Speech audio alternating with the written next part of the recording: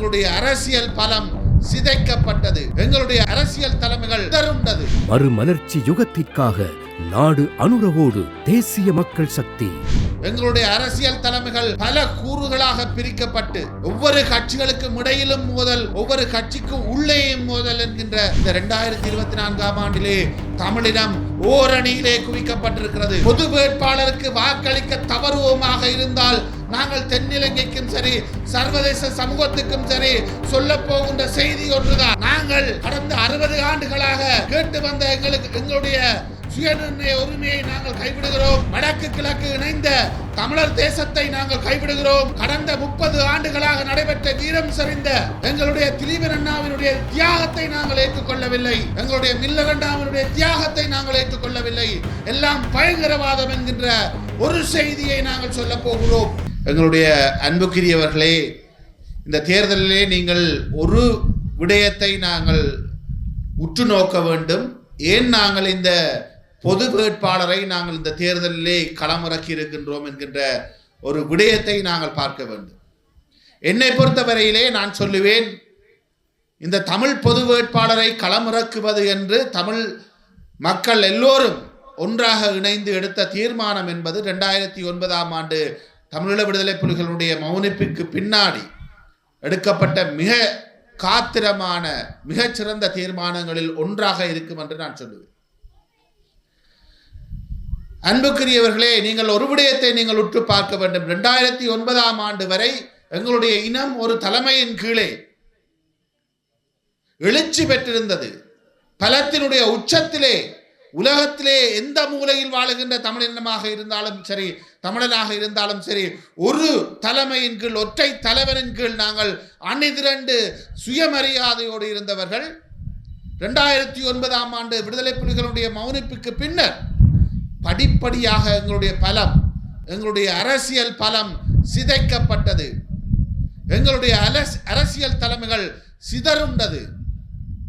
நாங்கள் 2024ஆம் ஆண்டிலே மிக பலவீனமானவர்களாக, எங்களுடைய அரசியல் தலைமைகள் பல கூறுகளாக பிரிக்கப்பட்டு ஒவ்வொரு கட்சிகளுக்கும் இடையிலும் மோதல், ஒவ்வொரு கட்சிக்கு உள்ளேயும் மோதல் என்கின்ற ஒரு அவல நிலையிலே நாங்கள் நின்று கொண்டிருந்த சந்தர்ப்பத்திலே தமிழினத்தை மீண்டும் ஒரு நிலையில் கொண்டு வருவதற்கான முயற்சியாக தமிழ் தேசிய பொது கட்டமைப்பு உருவாக்கப்பட்டிருக்கிறது.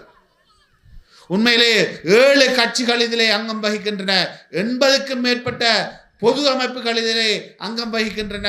இவை எல்லாவற்றினுடைய திரட்சியாகத்தான் இந்த தமிழ் பொது வேட்பாளர் என்கின்ற ஒருவரை நாங்கள் முன்னிலைப்படுத்தி 2024ஆம் ஆண்டுக்கான ஜனாதிபதி தேர்தலிலே பொது வேட்பாளராக நாங்கள் நிறுத்தி இருக்கின்றோம்.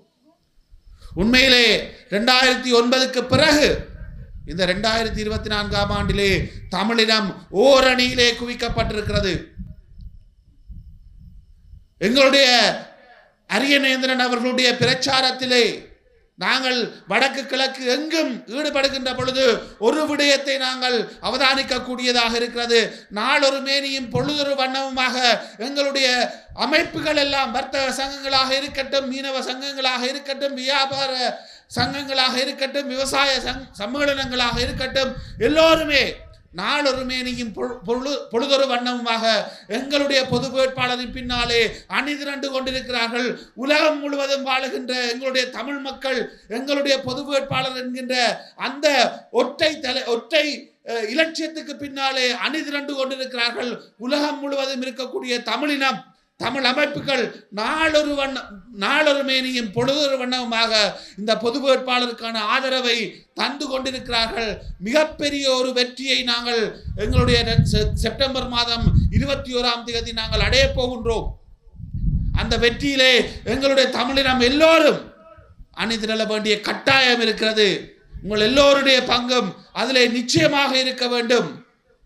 கடந்த 2020ஆம் ஆண்டு பொது தேர்தலிலே தமிழ் தேசிய பரப்பிலே இயங்கிய அனைத்து கட்சிகளுக்கும் வடக்கு கிழக்கு முழுவதும் 4,46,235 வாக்குகள் கிடைத்திருக்கின்றன. இதில் ஒன்றை கூட எங்களுடைய பொது வேட்பாளர் இழந்துவிடக்கூடாது.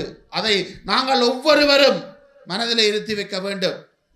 நாங்கள் இந்த பொது வேட்பாளருக்கு வாக்களிக்க தவறுவோமாக இருந்தால் நாங்கள் தென்னிலங்கைக்கும் சரி சர்வதேச சமூகத்துக்கும் சரி சொல்ல போகின்ற செய்தி ஒன்றுதான். நாங்கள் கடந்த 60 ஆண்டுகளாக கேட்டு வந்த எங்களுடைய சுயநிர்ணய உரிமையை நாங்கள் கைவிடுகிறோம். வடக்கு கிழக்கு இணைந்த தமிழர் தேசத்தை நாங்கள் கைவிடுகிறோம்.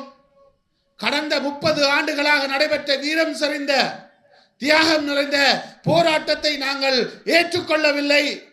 எங்களுடைய மாவீரர்களை நாங்கள் ஏற்றுக்கொள்ளவில்லை. எங்களுடைய திலீபன் அண்ணாவினுடைய தியாகத்தை நாங்கள் ஏற்றுக்கொள்ளவில்லை. எங்களுடைய மில்லர் அண்ணாவினுடைய தியாகத்தை நாங்கள் ஏற்றுக்கொள்ளவில்லை. எல்லாம் பயங்கரவாதம் என்கின்ற ஒரு செய்தியை நாங்கள் சொல்ல போகிறோம். எங்களுக்கு சமஷ்டி ஆட்சி தேவையில்லை என்கின்ற ஒரு செய்தியை நாங்கள் சொல்ல போகின்றோம். எங்களுடைய அரியநேந்திரனுக்கு 5 லட்சம் வாக்குகள் வடக்கு கிழக்கிலே கிடைக்கவில்லையாக இருந்தால் அது எங்களுக்கு அரசியல் ரீதியாக கிடைக்க போகும் மிகப்பெரிய தோல்வியாக அமைந்துவிடும். நாங்கள் ஒவ்வொருவரும் எங்களுடைய தியாக வரலாறுகளையும் எங்களுடைய போராளிகளுடைய ஒப்பற்ற தியாகங்களையும் வீரத்தையும் நெஞ்சிலே நிறுத்திக் கொண்டு செப்டம்பர் மாதம் 21ஆம் தேதி நாங்கள் சங்குக்கு வாக்களிக்க வேண்டியது எங்களுடைய வரலாற்று கடமை. அந்த வரலாற்று கடமையை நாங்கள் ஒவ்வொருவரும் செப்டம்பர் மாதம் 21ஆம் தேதி செய்ய வேண்டும். அன்புக்குரியவர்களே, இங்கே இருக்கின்ற பலர் சொல்லுகிறார்கள், நாங்கள் தென்னிலங்கையினுடைய பிரதான வேட்பாளர்களுக்கு நாங்கள் வாக்களிக்க வேண்டும். ரணிலுக்கு வாக்களித்தால் அதை செய்வார், அனுருக்கு வாக்களித்தால் இதை செய்வார், சஜித்துக்கு வாக்களித்தால் அதை செய்வார் என்று ஒவ்வொருவரும் மாறி மாறி எங்களுடைய இனத்துக்கு எங்களுடைய மக்களுக்கு பூச்சாண்டி காட்டுகிறார்கள். கடந்த 60 வருடங்களாக நாங்கள் எங்களுடைய சிங்கள பேரினவாத தலைவர்களுக்கு நாங்கள் வாக்களித்திருக்கிறோம். கடந்த 40 வருடங்களாக ஜனாதிபதி தேர்தல்கள் நடைபெற்றுக் கொண்டிருக்கிறது. அதிலே ஒவ்வொரு முறையும் நாங்கள் வாக்களித்திருக்கிறோம்.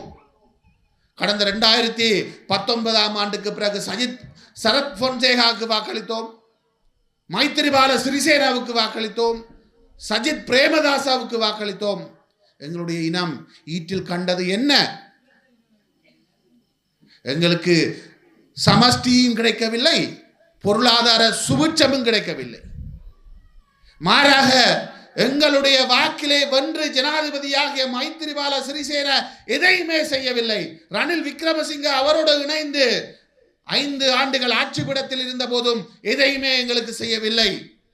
மாறாக குருந்தூர் மலையிலும் வெடுக்குநாரி மலையிலும் நீராவிப்பிட்டியிலும் மயிலந்தமடுவிலும் எங்களுடைய இனம் அழிவுகளை சந்தித்துக் கொண்டிருந்த பொழுது, எங்களுடைய வரலாற்று தொன்மைகளை நாங்கள் இழந்து கொண்டிருந்த பொழுது, எங்களுடைய மேய்ச்சல் திரைகளை நாங்கள் இழந்து கொண்டிருந்த பொழுது, இந்த வேட்பாளர்கள் பாராளுமன்றத்திலே இருந்தார்கள். என்ன செய்தார்கள்? ஒரு வார்த்தையாவது எங்களுக்காக கதைத்தார்களா? சற்று சிந்தித்து பாருங்கள். எங்களுடைய மக்கள் அழுது கொண்டிருந்த பொழுது, எங்களுடைய மக்கள் சுயமானத்தை இழந்து கொண்டிருந்த பொழுது, இந்த தலைவர்கள் பாராளுமன்றத்திலே ஒரு வார்த்தை தன்னும் நமக்கு ஆதரவாக கதைத்தார்களா? இல்லையே. ஏன் நாங்கள் அவர்களுக்கு வாக்களிக்க வேண்டும்? அவர்கள் இன்று தங்களுடைய தேர்தல் விஞ்ஞாபனத்திலே சொல்லியிருக்கின்றபடியும் ஒற்றை ஆட்சி, அதிலும் 13ஆம் திருத்த சட்டத்தை விட குறைந்த அதிகாரங்கள். இதற்காகவா நாங்கள் 30 ஆண்டுகளாக போராடினோம்? இதற்காகவா நாங்கள் அதற்கு முன்னர் சமஷ்டி கோரி அகிம்சை வழியிலே போராடினோம்? நாங்கள் இவர்களுக்கு போடுகின்ற ஒவ்வொரு புள்ளடியும் நாங்கள் ஒற்றை ஆட்சியை ஏற்றுக்கொள்ளுகிறோம் என்று சொல்லுகின்ற ஒவ்வொரு வாக்காகவே எண்ணப்படும். நாங்கள் ஒருவருக்கு வாக்களிக்க வேண்டுமாக இருந்தால் அவர் தன்னுடைய தேர்தல் விஞ்ஞாபனத்திலே என்ன சொல்லுகிறார் என்று பார்க்க வேண்டும். நான் விரும்புகிறதை சொல்லுகின்றவருக்கு, நான் விரும்புகின்ற விடயத்தை நிறைவேற்றுவேன் என்று சொல்லுகின்றவர்களுக்குத்தானே நாங்கள் வாக்களிக்க வேண்டும். இவர் வெல்லுவார் அவர் வெல்லுவார் என்று நாங்கள் கற்பனை கண்டு வாக்களிக்க முடியாது. நாங்கள் வாக்களித்தவர்கள் வெல்லுவார் என்பதற்கு எந்த உத்தரவாதமும் கிடையாது. ஆகவே இந்த 3 பிரதான வேட்பாளர்களும் சொல்லுகின்ற விடயங்கள் தமிழினத்துக்கோ தமிழ் மக்களுக்கோ பிரயோசனமானதா? எங்களுடைய 60 ஆண்டுகால வேணவாவை நிறைவேற்றுமா? இல்லை என்றால் எங்களுடைய சங்க சின்னத்திலே நாங்கள் கேட்கின்றோம், நாங்கள் தேர்தல் விஞ்ஞாபனத்தை வைத்திருக்கிறோம், வடக்கு கிழக்கு தமிழ் மக்களுடைய தேசம், எமக்கு சுயநிர்ணய உரிமை இருக்கிறது, இங்கே சமஷ்டி ஆட்சி கொண்டு வரப்பட வேண்டும் என்கின்ற விடயங்களை நாங்கள் சொல்லியிருக்கிறோம். இவற்றை ஏற்றுக்கொள்ளுகின்றவர்கள், இவை எங்களுக்கு கிடைக்க வேண்டும் என்று எதிர்பார்க்கின்ற ஒவ்வொரு தமிழரும் எங்களுடைய சங்க சின்னத்துக்கு வாக்களிக்க வேண்டும்.